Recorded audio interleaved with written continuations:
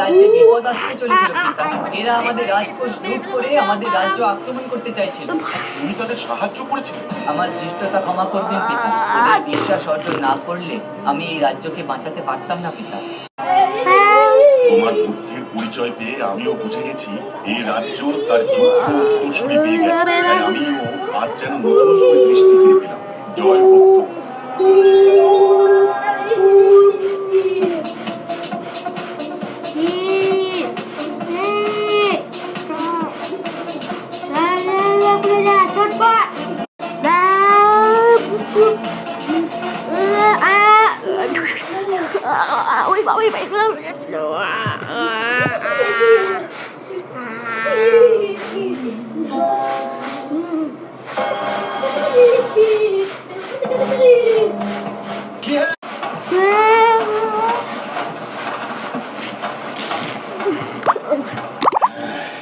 এই নিয়ে প্রায় 70টা সেতুকে গিলে খেলো এই নদী।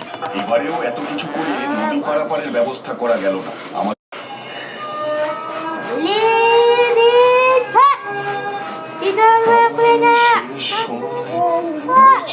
তোমরা আমার এই শিল্পের ধারাকে সততার সাথে এগিয়ে নিয়ে যাও, যা শুধু শিল্প। আমি জয়, এক মাঝের ছেলে। অসম্ভবকে সম্ভব করতে পারলে বলেই এতগুলো মানুষ প্রাণে বেঁচেছে। এসো এসো, আমাদের জাহাজে এসো।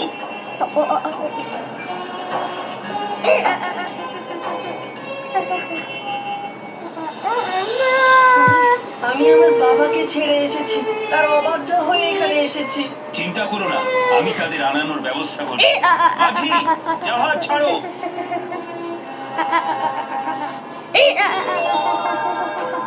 এখন থেকে তোমার নাম জয়রাজ। মন্ত্রী, আজ থেকে জয়রাজের দায়িত্ব তোমার। এই রাজ্যের পরবর্তী মন্ত্রী হিসেবে তুমি। আমাদের পুরোহিত মশাই তবে ঠিকই বলেছিলেন। যা বলেছো, আমাদের জয়ের জয় হোক।